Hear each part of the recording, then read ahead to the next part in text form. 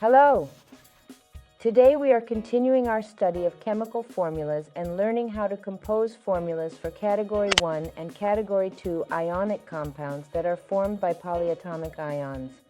However, in this specific case, I would like to provide you with an explanation of how the name is formed, taking into account the oxidation number and considering all relevant factors. So let's remind ourselves that we have connections in which there can be, for instance, an ion 1 as an illustrative example. This is not a polyatomic, it is a binary compound of sulfur. For example, it can have a charge of 2. In that situation, we provide it with the subsequent designation. And the suffix ending will always be IDE in this case.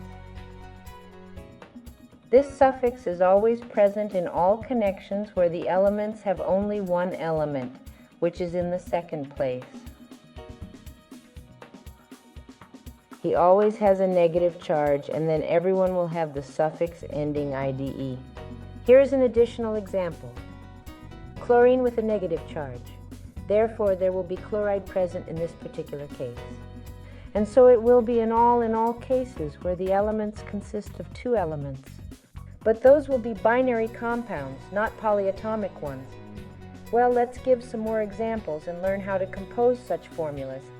So, let it be a combination of sodium and sulfur. All right, sodium has a positive charge, sulfur has a negative charge. So let's use the cross rule. The name is going to be sodium sulfide, and the suffix ending is going to be like that, or it could be sodium chloride, depending on the situation and context, respectively. Now let's move on to the polyatomic ones. Let's say if it's SO3 with a charge of 2. If there's an element in the ion that's in an intermediate oxidation state, let's learn how to do this. Let's calculate the oxidation state, which is the oxidation number. Oxygen is -2, so for sulfur, let's calculate it using the equation X. 6 equals -2. Then in this case, X will be equal to +4. For sulfur, +4 is not the highest level of acidity, so in this case, the suffix ending will be like this. And the suffix will change. Pay attention to ITE. Here's an ID because there was only one sulfur, but here there are 3 elements. Oxygen is present. The element isn't highly oxidized. Let's give another example to illustrate. Let's assume that this will be a connection involving the element potassium in our discussion. So potassium has a plus and we have 2 minuses for SO3, and accordingly potassium 2SO3. The designated name for the substance will be potassium sulfate, as determined by the relevant authorities and scientific classification. All right, cool. Now, can there be elements in other oxidation states? Certainly. So 4,2. We'll determine the oxidation state for this particular compound. It will be -2 here, and then it will be +6 here, gray. For gray +6, this is the highest degree of oxidation, so the name will have a different suffix. And he will possess the IT suffix, that is how it is. And then let us have it be calcium, for instance, at our place. Calcium possesses a positive 2+ charge, while SO4 carries a -2 charge, thus resulting in the compound being named calcium sulfate. Currently, at this point in time, when the elements are capable of having other intermediate positive oxidation states, for example, chlorine O with a negative charge, if we calculate the oxidation state here as -2, then for chlorine here in this case, it will be +1. The assigned name will include the prefix, resulting in the final name, hypo.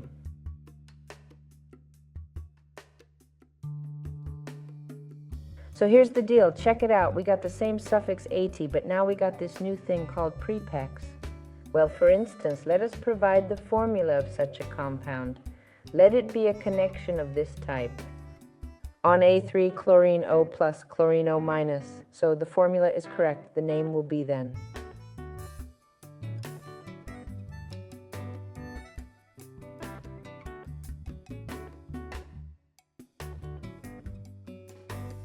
Go ahead, next up, chlorine has halogens like this ion.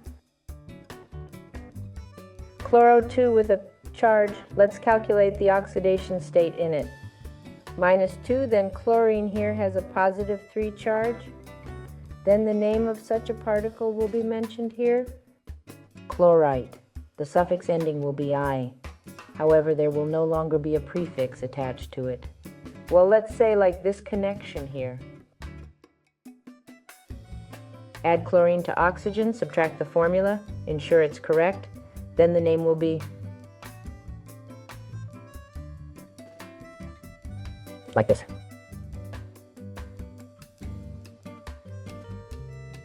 All right, let's move on.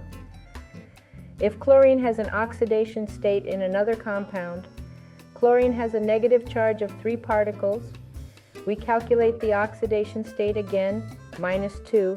Here chlorine has a positive charge of 5. So then it turns out the name will be like this. And the suffix ending becomes like this. For example, let's say we have a connection with magnesium, just to illustrate the point. So magnesium possesses a +2 charge and chlorine possesses a -3 charge. We utilize parentheses and implement the cross rule. These are the steps of the cross rule. Initially, write the name of the first element, chlorine, then write the name of the second element, magnesium. Now chlorine forms a compound with a charge of 4-. This compound is formed by the combination of magnesium and chlorine, which have charges of +2 and -3, respectively. Calculate oxidation state here, -2 + 7. For chlorine, it is the highest degree of oxidation. And at that moment, we will assign it the name perchloride, as we have previously discussed and unanimously decided upon. Hey, check it out. There's a prefix per and a suffix ad popping up. Well, let's assume for the sake of argument that this is an aluminum connection.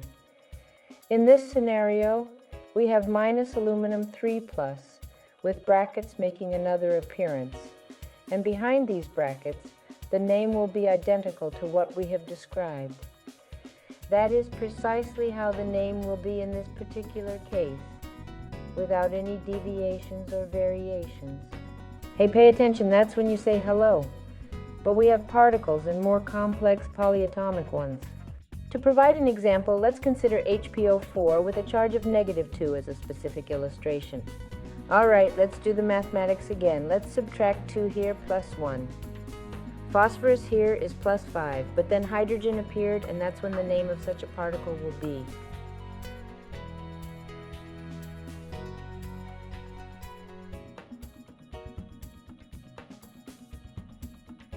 And pay attention, because there is hydrogen present, the prefix hydro is used. All right, and in the scenario where the particle is denoted by the chemical formula H2PO4, it would possess a negative charge, resulting in a charge of -2 + 1 + 5 for this particular particle. Consequently, to indicate this, the prefix tak is appended to the name of the particle, as can be observed. It is worth noting that the names of particles can become considerably more complex and intricate, as exemplified in this instance. I hope it's become clearer how they work in such names and how they work with suffixes.